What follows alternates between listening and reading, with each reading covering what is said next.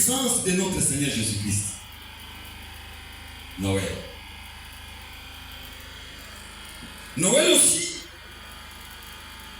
c'est une journée de célébration que l'on a rapprochée, ou une célébration qui correspond à la date du 25 décembre. C'est là où le problème va se poser. Noël, oui, fête chrétienne. La date aussi du 25 décembre fait couler de l'encre. Nous allons, si Dieu va nous permettre, de savoir pourquoi la date du 25 décembre, quand nous allons bien maîtriser, c'est que c'est le Noël, avec un seul L. Alléluia. Amen. Amen. Hein? Amen. On nous dit que Noël, quand bien même que c'est une fête de la naissance de Dieu ou de Jésus-Christ, Noël est aussi appelé un cadeau. Un cadeau offert à l'occasion de cette fête-là. Quand vous êtes pendant cette fête-là, les cadeaux que vous faites là, ça s'appelle aussi Noël. Il peut dire, je lui ai donné mon Noël. Alléluia. Amen. Noël n'est pas seulement un cadeau. Noël, c'est aussi le cri que le peuple poussait autrefois à l'occasion d'un événement qu'il considérait comme heureux. Un événement à la naissance d'un prince, un événement comme le mariage ou l'arrivée d'un sauveur. Les cris là, ça s'appelait aussi Noël. Ah, qu'est-ce que signifie ce bruit là? C'est le Noël. C'est qu'on puisse décrire les cadeaux, la naissance. Noël, quand nous avons fait des recherches pour savoir réellement cette fête de Noël, nous avons vu que c'est une fête religieuse. Fête, jour consacré particulièrement à des actes de religion, à la cérémonie religieuse par lesquelles on célèbre ce jour-là. Alors chez nous les chrétiens, c'est une célébration du service divin en commémoration de quelques mystères ou en l'honneur de quelques saints. Il y avait des fois, on faisait des manifestations comme ça, on appelait aussi ces manifestations-là Noël.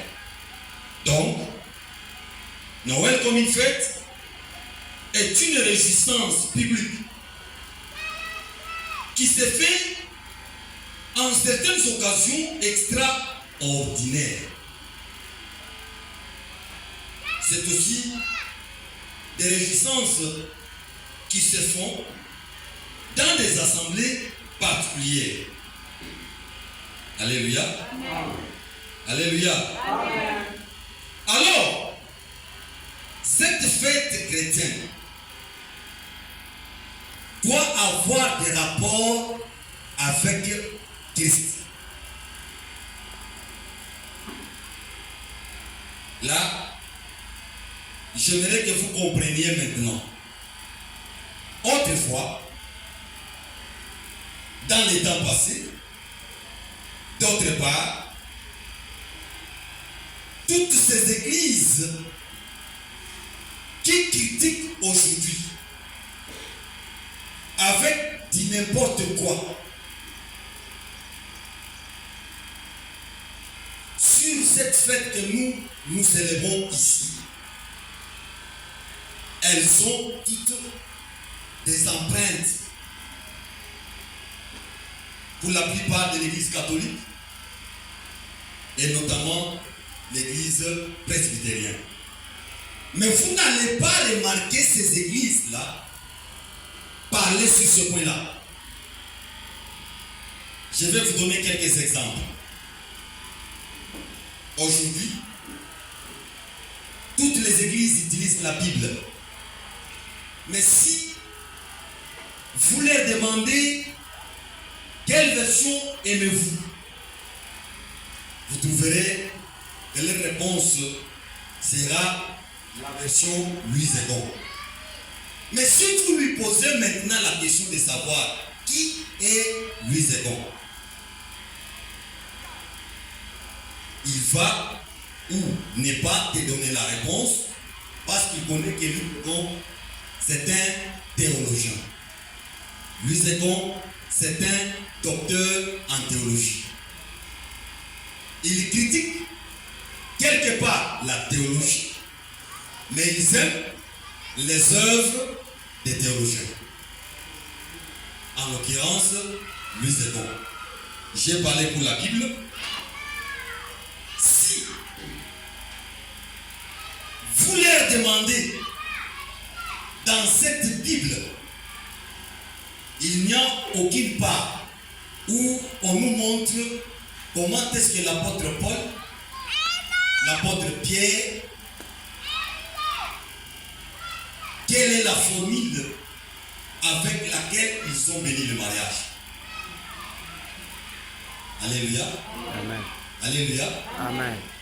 Vous les verrez tricher et copier et avoir nos empreintes qu'elles ne veulent pas critiquer, ces églises-là. Il n'y a aucune part dans la Bible où on vous dit, bon maintenant, c'est l'entrée des mariés. Ce n'est pas écrit. Maintenant, on va appeler les mariés. Ce n'est pas écrit.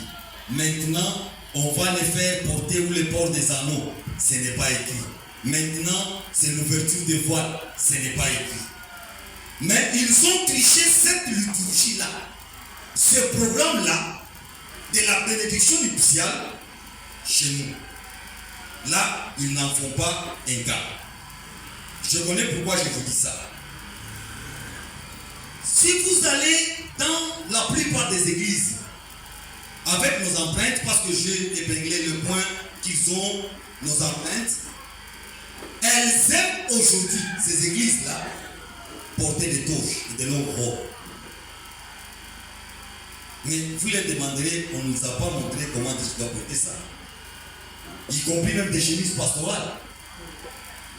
Là, ils copient. Là, ils trichent les pasteurs de ces églises-là. Mais ils n'en font pas un cas. Alléluia. Amen. Amen, amen. Hein? Amen. Vous allez voir dans ces églises-là prendre notre formule de la consécration des pasteurs, des anciens et des diacres. Ils n'en font pas un cas.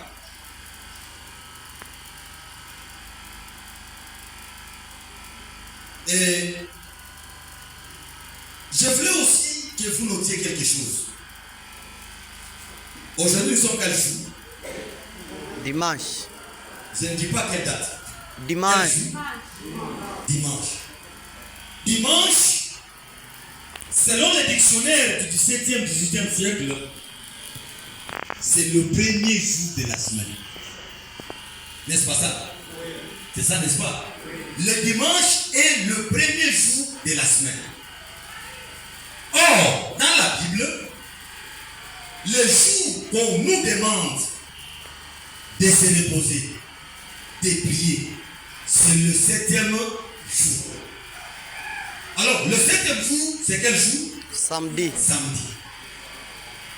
Comme font nos amis de l'Adventiste. Mais aujourd'hui, toutes les églises prient le dimanche, ils ne savent pas pourquoi. Nous avons commencé à prier le dimanche pendant que la parole de Dieu, Dieu lui-même, a travaillé pendant 6 jours et le jour, le 7e qui s'était reposé, c'était samedi. Et c'est le jour même qu'il nous a demandé. Mais nous, avec vous, nos pères d'église, ils ont vu que le vendredi, on ne se déplaçait pas. On commençait avec le jeudi. C'est le jour où on avait arrêté notre Seigneur. Quand on s'est rappelé, ça faisait très mal. On dit nous sommes en carême. Ils ne partent nulle part. Le vendredi, on dit, c'est ça même le jour où on l'avait cloué, le jour même où il était mort, on est parti l'enterrer. On ne partait nulle part. Alléluia. Le samedi, ils célébraient le sabbat. Le 7e jour, le jour du repos que Dieu avait dit. Et le dimanche, il disait, c'est ce premier jour de la semaine où notre Seigneur s'était ressuscité. Amen. Voilà qu'ils avaient à peu près 3 ou 4 jours qu'ils ne faisaient rien. Alors, vos pères de l'église, qui sont aussi mes pères, ils ont dit non. Nous rapprochons tout au jour où notre Seigneur est ressuscité. Et ce jour-là, c'était dimanche. Alléluia. Amen. Parce que je parle de la résurrection de Jésus-Christ, je vous demande d'acclamer le Seigneur.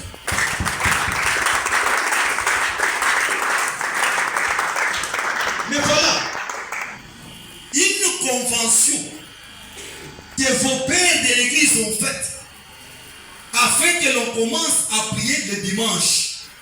Nulle part dans la Bible on a dit de prier le dimanche. La Bible entière, on nous demande de prier le 7e jour, le jour du repos de l'Éternel. Mais tous ces gens-là qui vous font des bruits. J'avais demandé à mes enfants, les jeunes du presbytère Lumbashi, à nous inviter même les autres membres des autres églises, afin qu'ils viennent nous poser leurs questions. Ils ont copié ce jour de dimanche où là, ils les respectent, ce n'est pas dans la Bible, mais on vient chez vous, mes enfants, on dit, vous priez la Noël. Et Noël, c'est quoi? Noël, ce n'est pas biblique. Noël, ce n'est pas une fête chrétienne. Alléluia. Amen. Voilà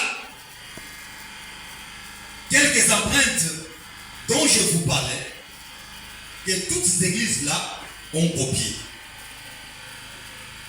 Le problème se pose aussi au niveau de la date du 25. Le 25 décembre. Voilà là où il y a le problème. Le peuple païen, le peuple qui ne savait pas Dieu, célébrait chaque année le 25 le solstice, que les gens les ont considérés qu'ils adoraient le Dieu soleil. Vous avez déjà appris de ça, n'est-ce pas? Or, je vais d'abord vous faire raisonner un peu. Il y a même aujourd'hui, dans certains pays, où pour voir ce soleil, c'est un problème. Vous me comprenez? Oui. Lorsque le soleil apparaît, même s'ils partaient au boulot, ils stoppent. Ils viennent tous, ils prennent les enfants, ils viennent s'exposer pour recevoir la chaleur du soleil. Parce qu'il y a certaines vitamines qu'on reçoit à travers la lumière ou les rayons solaires. Et on se comprend. Alléluia. Ça fait leur choix. C'est comme quelque chose qui est apparu, quelque chose qui a fait longtemps, quelque chose qui n'était pas, quelque chose dont on a souffert pendant un long moment, et cette chose-là est venue, ils sont dans la joie. La joie pourquoi? Parce qu'il y a l'apparition du soleil. Je vous dis que cette célébration se faisait chez les païens. Alléluia. Amen. Alléluia. Amen. Alors chaque le 25, c'était resté déjà comme une habitude de faire les adorations pour le soleil. Je vais y rentrer. Et cela c'était à l'hiver. Au moment où les jours commençaient à rallonger après la nuit, les plus longues de l'année. Ces célébrations symbolisaient aussi le retour de la lumière et la renaissance de la nature. Pour eux, c'est que la lumière est née. Selon la science ou le physique, c'est le soleil ici. lorsqu'on voit le soleil, on dit non, le soleil est apparu. C'est comme si la lumière est née. On se réjouit. On adore le soleil comme ça. Soleil. Amen. Amen. Je suis en train de sauter beaucoup des histoires pour que l'on ait un peu un moment qui va nous permettre de faire le débat. Alors, les chrétiens étaient obligés. Je vous épargne aux autres arguments des païens sur leur adoration du 25. Je prends l'exemple du Dieu soleil. Peut-être que les autres arriveront à travers vos questions. Les chrétiens étaient obligés, ipso facto, de partir aussi dans cette célébration-là. Comme vous avez une église très bien organisée, une église qui a des personnes très lettrées, je cite d'une manière anonymement, nos pères de l'église, ils ont dit non, on va chercher comment est-ce qu'on doit s'échapper à cette date du 25 décembre. Votre attention s'il vous plaît. Ils ont dit, nous maintenant, au lieu que l'on parte cette date-là à adorer leur Dieu soleil, nous devons créer une activité. Je procède par un exemple. Si aujourd'hui, le dirigeant de cette province, il dit, chaque le 30 janvier, tout le monde qui se trouve ici, dans ma province au Katanga, nous devons tous nous rencontrer au niveau de la poste pour s'agenouiller devant telle statuette. Chaque le 30 janvier, que personne ne s'absente. Alors moi et les autres pasteurs, on se redoute, on dit non, nous, notre église presbytérienne, nous les chrétiens, nous ne pouvons pas partir dans ces histoires-là. Tous les chrétiens de l'église presbytérienne, chaque le 30 janvier, nous avons une forte prière d'intercession dans notre paroisse mère, la paroisse Canan. Les 30 là, ils partent, les autres, là où on a dit devant la statuette, le même 30 là, nous allons dans la paroisse Canan. Alléluia. Amen. Comprenez-moi bien. Quand on sort demain le matin, on commence à arrêter les gens qui n'étaient pas partis s'agenouiller devant cette statuette-là. Pour nous, non, mais nous, on n'avait pas chômé. Nous, on avait une forte prière dans la paroisse Canan. Ah, et tout parti. Vous me comprenez? C'était la manière pour nous les chrétiens de s'échapper à ne pas partir adorer le Dieu soleil, célébrer ce que les païens célébraient, mais que nous soyons dans une activité de Dieu. Amen. Nous avons dit, nous ces jours, nous devons aussi, comme eux, se réjouir pour le soleil.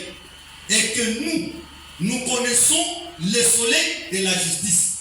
Nous connaissons la lumière du monde. Amen. Nous ne connaissons que son nom, c'est Jésus-Christ. Amen. Nous devons commémorer aussi sa naissance en cette même date ici. Amen. Alléluia. Aidez-moi à acclamer très bien.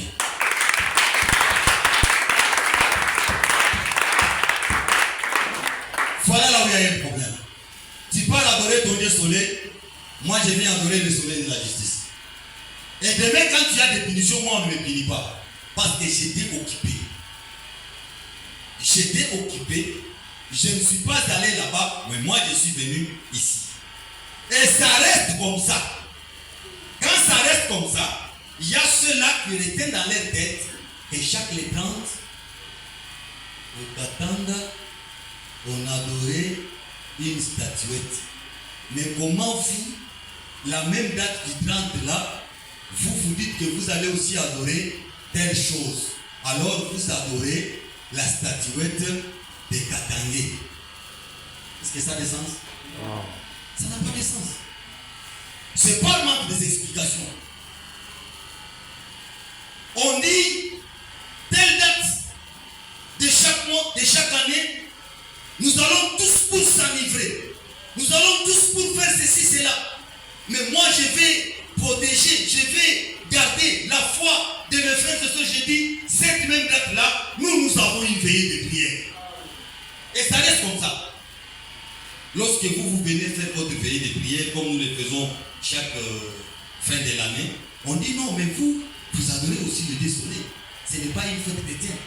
Dites-lui, mais quoi, le soleil, c'est quoi? Moi, j'ai mon soleil de la justice qui est Jésus-Christ. Moi, je connais la lumière du monde qui est notre Seigneur. Moi, je me suis dit, je dois commencer à commémorer la naissance de mon Sauveur le 25 décembre. Amen.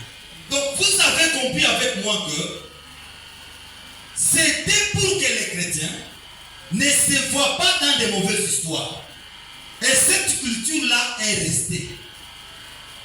Vous entendez le comité directeur de la JPC, chaque fois nous dit non, nous, les 31, nous avons veillé de prière pour dire merci à notre Dieu parce que nous entrons dans une nouvelle année. Dans le candidat, eux, le 31, c'est pour partir se prostituer.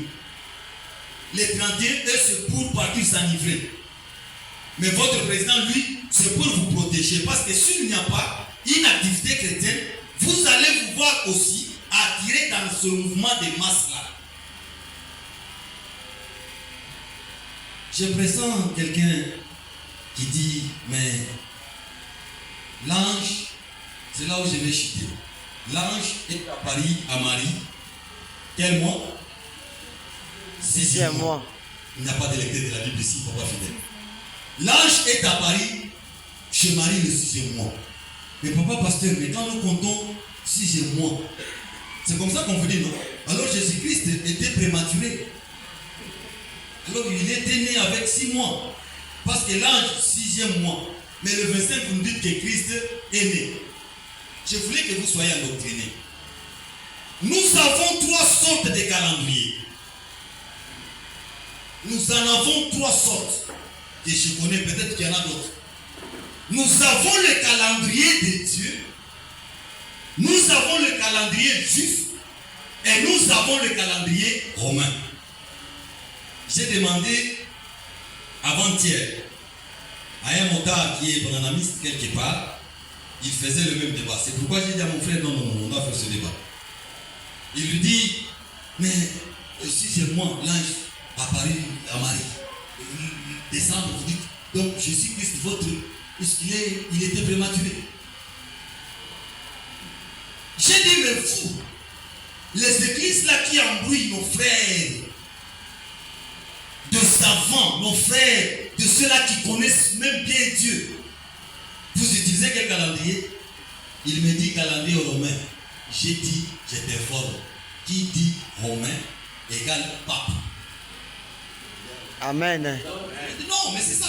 Demandez à votre prophète Branham qui parle, là on parle de romain. Pour les branhamistes, on voit pape. Alors vous utilisez le calendrier de 666. Amen. Parce que vous appelez que pape égale 666 de l'Apocalypse. Mais vous avez son calendrier. Alors le calendrier que vous avez là, c'est pour le numéro 666. Voilà maintenant moi je vous dis. Le calendrier là des papes, le calendrier là romain que nous tous nous utilisons aujourd'hui, il y a les mois des 30 et 31. Il y a aussi un seul mois des 28 et 29. C'est ça, n'est-ce pas? Oui. Et c'est dans ce calendrier-là où on nous dit qu'un jour a combien d'heures? 24. 24. Un jour a 24 heures. Ce n'est pas que vous ne savez pas, peut-être que toutes vos questions sont en train d'être épuisées. Peut-être. Un jour a 24 heures. Alors là, j'aimerais que quelqu'un me lise. Ouvrez-moi le Bible de Genèse. La Bible de Genèse. Le livre de Genèse plutôt. Genèse, prenez-moi le chapitre 3.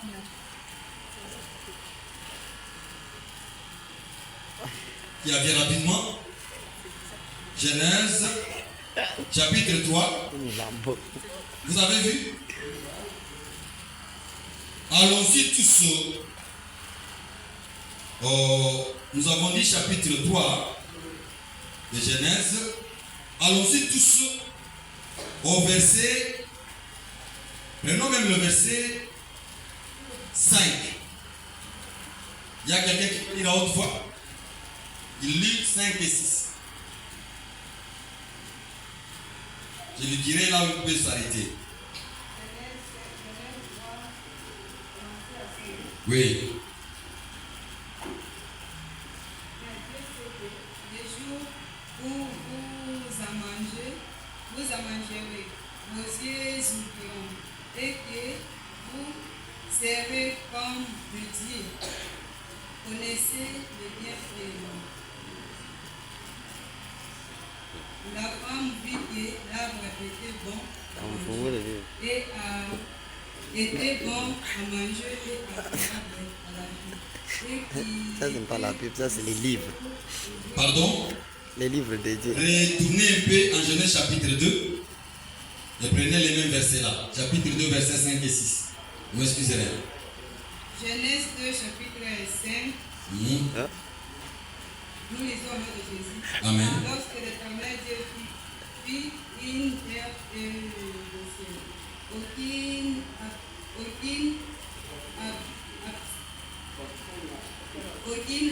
arbuste de champ ne fut encore sur la terre. Amen.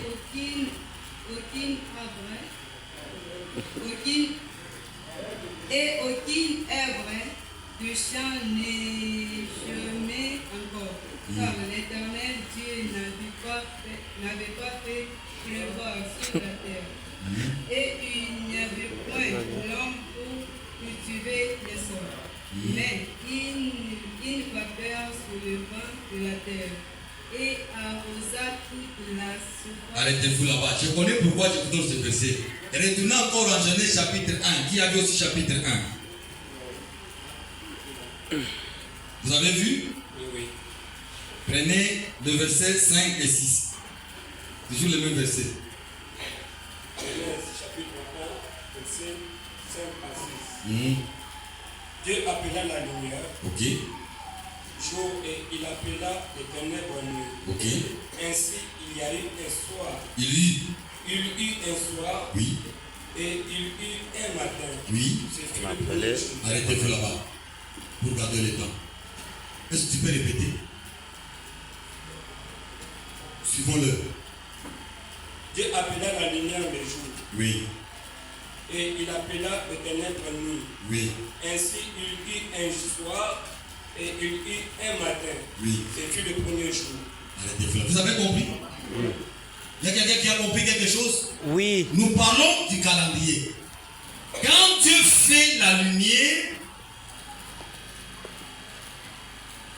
il le sépare des jours.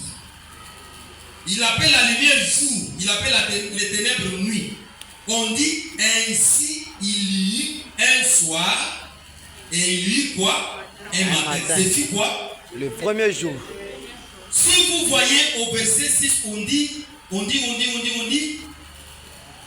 allez voir au verset 7, on dit, Dieu fit l'étendue et il sépara les eaux qui sont au-dessus de l'étendue avec les eaux qui sont au-dessus de l'étendue. Et cela fit ainsi, Dieu appela l'étendue ciel et ainsi il y eut un soir et il y eut un matin, c'est fit le second jour. Là, c'est le 8e verset. Oui. Vous avez vu? Oui. Il y eut un soir, il y eut un matin, c'est fut le premier jour. Il y eut un soir, il y eut un matin, c'est fut le deuxième jour. Vous allez voir comme ça jusqu'au 6e jour. Alors, les jours de Dieu commencent avec quoi? Le soir. Le soir, ça termine où? Le matin. Ça, c'est le jour pour qui? Dieu. Dieu. Maintenant, prenez le soir, à l'esprit jusqu'au matin, il y a combien d'heures? 12 heures. 12 heures presque. Vous me comprenez? Oui. Le calendrier romain, un jour à 24 heures. Le calendrier de Dieu, un jour à 12 heures. Parce que dit là-bas, il y a un soir, il y a un matin, c'est fini le premier jour. Il y a un soir, il y a un matin, c'est fini le deuxième jour. Donc quand nous voyons le calendrier de Dieu, un jour à 12 heures. Si je peux encore bien vous faire comprendre, sans lire, vous entendrez que Jésus-Christ, on a dit, il a jeûné 40 jours et 40 nuits. dans notre calendrier, dans un jour, il y a la journée, il y a la nuit. Dans notre calendrier, il y a déjà le jour et la nuit qui font un seul jour. Pour Jésus-Christ, lui a les jours, il a encore les nuits. Alors, on se pose des questions. Dans les jours-là de Jésus, il n'y a pas de nuit là-bas. Et dans les nuits de Jésus, là, il n'y a pas de jour. C'est pour comprendre que le calendrier de Dieu se rapporte avec le calendrier de Jésus-Christ. Et c'est différent avec le calendrier romain. Pour le calendrier juif, tous les mois ont 30 jours. Chez les juifs, que ce soit février, que ce soit juillet, tous les mois, 30 jours. Mais dans le calendrier de Dieu, un jour à 12 heures. Donc, c'est-à-dire que s'il faut prendre le mois de Dieu selon 12 heures là, donc ce mois aura 15 jours. Vous comprenez? Oui. Et si on va prendre son année aura peut-être 6 mois. Oui. Alléluia. Alors maintenant, avec la conception de notre Seigneur Jésus-Christ, l'ange qui s'est apparu à lui le 6e mois, pourquoi vous doutez qu'il ne peut pas naître le 12e mois? Quand Dieu a travaillé 7 jours-là, ce ne sont pas les 7 jours du calendrier romain. Parce que lui, il fait le soir, le matin, déjà un jour.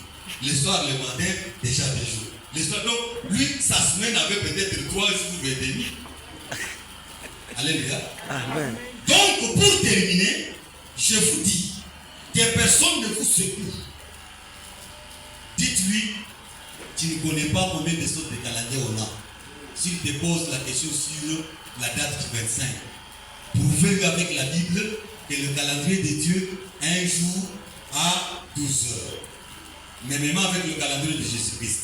Le calendrier romain que nous avons, un jour à 24 heures. Alors toi, tu me comptes les mois pour me dire que mon Seigneur était prématuré avec tel calendrier. Si on te dit que vous allez adorer le Dieu soleil, dites-lui non. Nous, notre Jésus-Christ nous a dit qu'il est la lumière Du monde. Or, Amen. la lumière provient du soleil. Et lui-même dit il est le soleil De la justice. Ça coïncide le même moment là. Parce que nous, on ne pouvait pas partir adorer ce qui n'est pas Dieu. On ne pouvait pas. On ne pouvait jamais. Que personne ne vous fasse ébranler. Que personne ne vous fasse tomber. Ils disent, je vous ai dit, ce ne sont pas toutes les fêtes qui sont dans cette Bible que nous célébrons. Toi-même là, tu peux te dire, mon anniversaire tombe jeudi. L'anniversaire de mon enfant tombe samedi. L'anniversaire de l'aîné de la famille va tomber le lundi. Je rapproche tout au dimanche. Alors, à la question, est-ce que Noël est-elle une fête chrétienne ou pas? La réponse est noir sur blanc, oui. Je dis et je vous remercie.